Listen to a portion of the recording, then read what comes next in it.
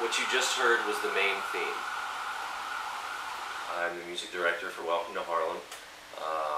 I wrote 18 of the 20 tracks and supervised the recording and production of the score of the musical. Well, I've never really had a lot of musical theater background, so it was new for me. I had a lot of experience in different genres and different instruments, but had never done a musical before. So I really found that if I just not really followed the guideline of what's been done before, but do my research. I mean, you look at West Side Story and In the Heights and all of these musicals that are coming out, and they are about New York and being outdoors, people dancing and singing, and they make it work wonderfully. So there is a template, but I tried to definitely do my own spin with it and represent what this movie was about. I grew up playing metal music in my basement, playing guitar, so I wanted to do some heavy rock and some metal stuff and, bring a lot of hip-hop to this musical too, so make a balance of, this beautiful musical theater, well-orchestrated music, and some gritty street music too.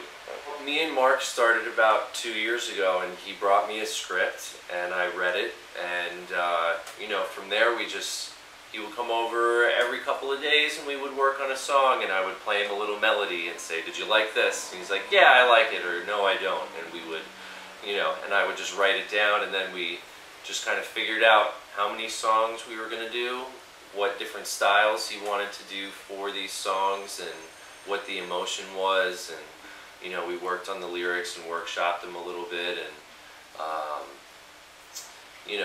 just piece by piece.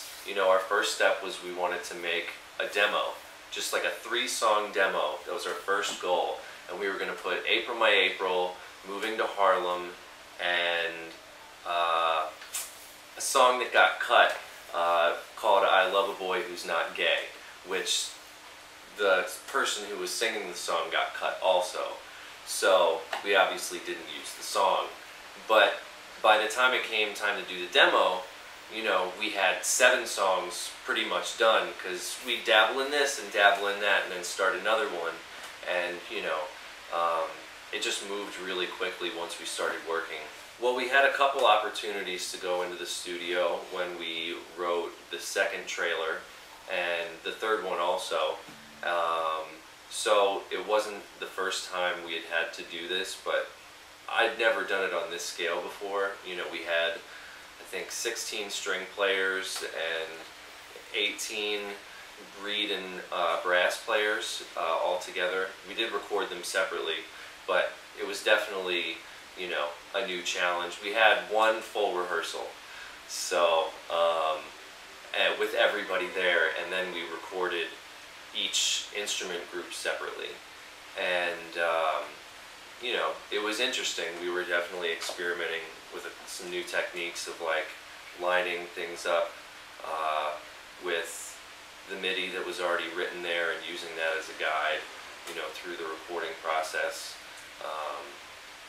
But I had a lot of help from Jeremy in writing a lot of the lead sheets that we used to rehearse the rhythm section, which we rehearsed the rhythm section a couple times, but like I said, we only got to rehearse once with the string and horns players. So, but it went pretty well the first time, so I wasn't too worried about it.